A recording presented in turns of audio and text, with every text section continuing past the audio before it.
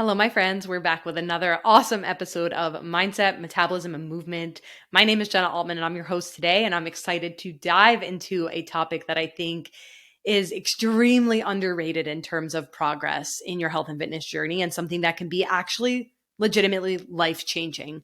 This is something that I have been working on with clients recently, and something that I have been evaluating in my own life too, this concept of empowered versus disempowered decision making and how that actually relates to your health and fitness.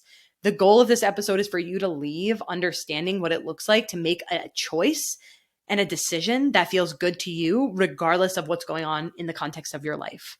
And so let's dive in.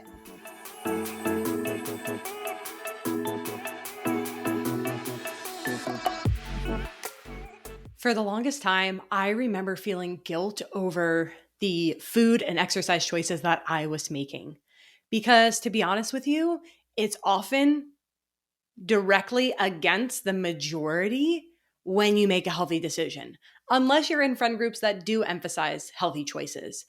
But a lot of us are just navigating regular life and in diverse groups where maybe we are the only ones making a healthy decision, or the only ones who want to make a healthy decision but cannot act on it because we feel uncomfortable about ourselves. I know that's hard to take in, and I know it's probably just something that you're like, wow, that just hit the nail on the head and is something that I really do struggle with.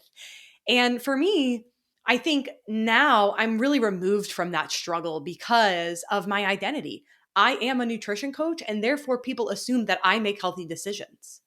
But you're not a nutrition coach, most likely, and you are not in that identity. And maybe you have started to make choices that feel better for you, but maybe it doesn't fit in your friend group anymore. Or maybe it feels weird in your family and you're getting comments from your family about the choices that you're making. And that can be really challenging. I want to just validate that feeling of going against the grain and feeling uncomfortable. It's something that I've done for a really long period of time. Before I was a coach, it was always something that I emphasized in my life, and it wasn't always well received by other people. And that would influence my own choices. And there are even times where I get tripped up of like, well, what do I actually want? Or is this something that somebody else, I'm just choosing this because then it avoids the conversation, or it avoids having to talk about the fact that I don't want to eat that for whatever reason. And I don't want to live this way anymore. And I don't want you to have to live this way anymore. I think that we can have such a better relationship with ourselves if we actually start making decisions that feel good to us. And so that's what we're going to talk about in this episode, how to make empowering decisions moving into 2023 and beyond.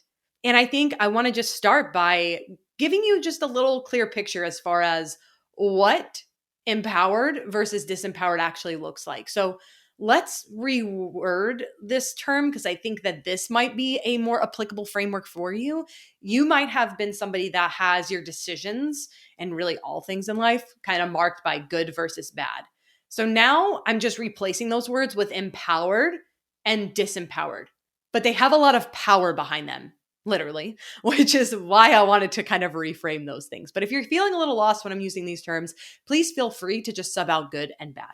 When we talk about empowerment, I want to give you a quick definition of what that actually is. So this is when you give someone, and this can be yourself, the authority or power to do something.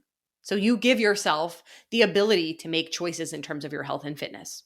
Versus disempowered is where we actually make someone or something or ourselves feel less powerful or confident. Oof. First of all, why do we ever want to do anything that's going to make us feel less confident or less empowered?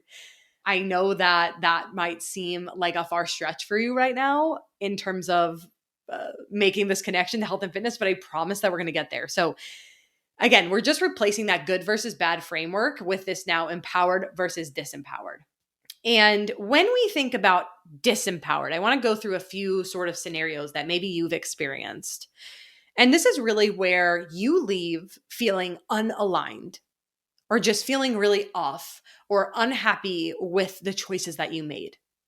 And so I'm coming up with a few examples that I've heard from clients and just know from my own experience, but maybe it's ordering what someone else is ordering and not actually getting what you want because you didn't want to feel different.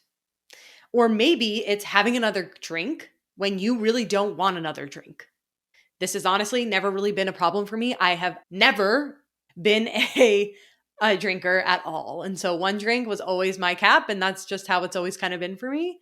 But that was hard in the beginning, especially when I got to a college where drinking was what you did. And so it's totally possible that maybe you don't want that next drink and you would rather choose something else. Or maybe you start to feel this guilt for not working out when you actually promised yourself that you would. And so, what's unique about these decisions is that the bottom line is that you're not listening to your own needs. You're not listening to your own body. You're not listening to your own internal guidance system that's actually giving you answers directly, but you're getting distracted by other people, situations, circumstances, context. And I want you to bring that power back to you because you deserve it. You have that autonomy to make decisions for yourself and decisions that feel good for you. And I think the big difference here in terms of empowered versus disempowered is the intention behind the choice, right? You can, of course, choose to have that additional drink if that's what you wanted, if that's the intention that you had going into the experience. But if your intention was, I'm going to have a cap of 2 drinks tonight and you end up drinking 6 drinks, guess what? You just broke that promise to yourself. It's not about the healthy side of things. Like, that's not what I'm talking about today. I'm talking about the self trust and the self respect that is diminished when you make choices that don't align with you.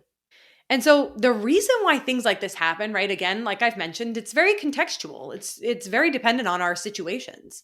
It's really easy to fall into the crowd, to be a people pleaser, to stay busy and choose these things because it keeps us busy. But ultimately, we make these choices because they're unconscious. We haven't brought them to the surface. We haven't really thought that it could be a different way. And I think when we think about unconsciously making these decisions, it's important to understand where this is coming from in terms of our brain. Your brain is hardwired to take the path of least resistance, right? You are going to choose the thing that is most accessible to you because that's how our brains work. They're so smart that they're constantly looking for shortcuts. And a lot of these shortcuts are things that we have developed over time. They're called neural pathways, right? This is how your brain has sort of developed these connections.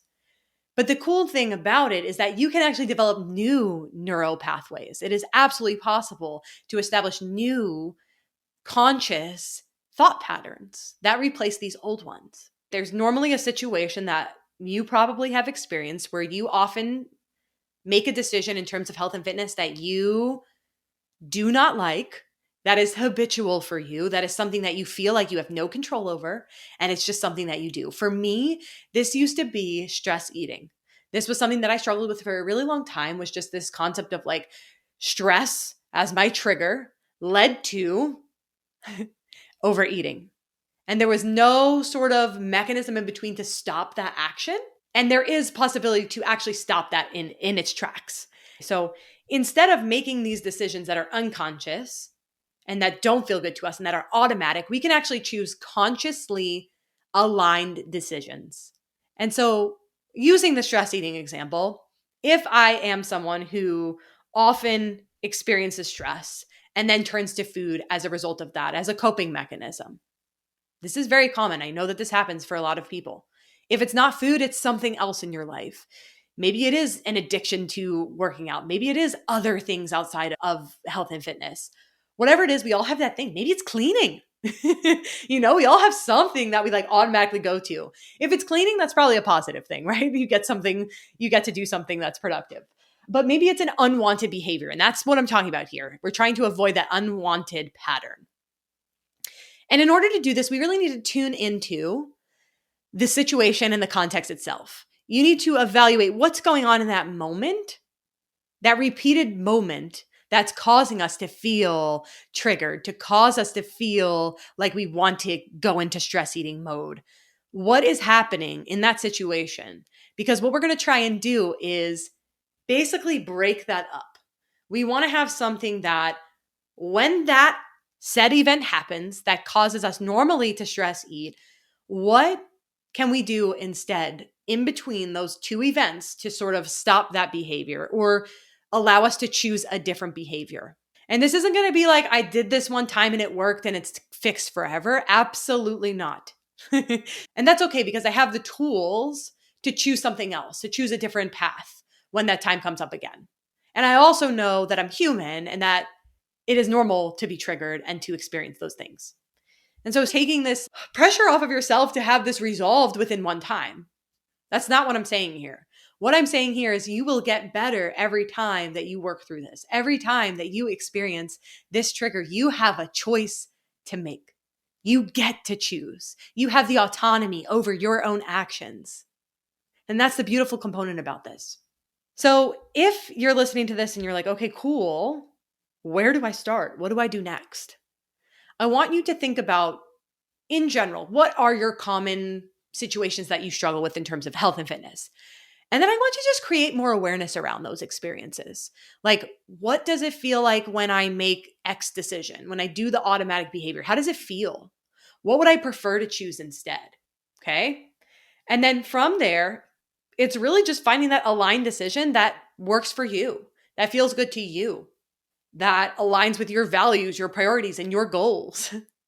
And a really important reminder here is that you do not have to justify your choices to anyone at all, ever.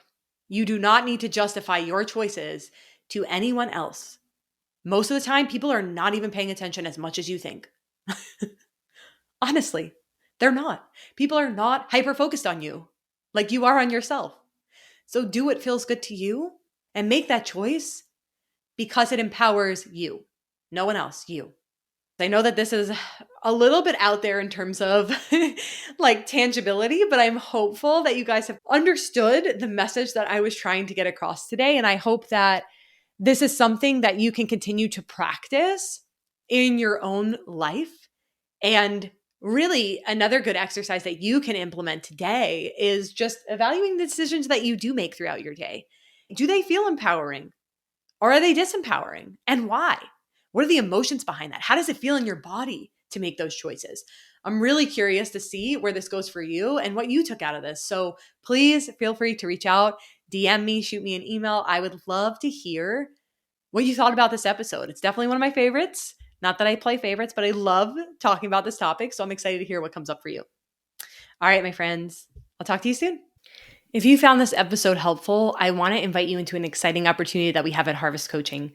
If you've been living off of 1,200 to 1,600 calories or less because you thought that's what you needed to lose weight, if you consider yourself a healthy eater but aren't sure if you're eating enough or the right foods for your body, if you want to learn how to work with your body and not against it, if you want to improve your relationship with food and incorporate foods you love without feeling guilty, then our signature one-on-one coaching program, M3, Mindset, Metabolism, and Movement, is for you.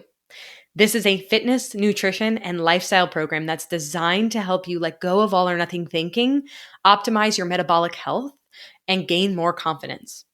This program is right for you if your workouts leave you feeling drained, you're tired of wasting mental headspace thinking about food, and are overwhelmed by the abundance of contradicting advice. And you finally want to feel more confident in your body and the choices that you make in regards to your health and fitness. Then now is the time to apply to our signature M3 one-on-one coaching program. This is a no strings attached process, and all you have to do is apply. Even if you decide that it's not a good fit for you after our call, there will be no hard feelings at all. You'll at least get some guidance on what you can be working on from your health and fitness professional bestie. The link to apply is in the show notes.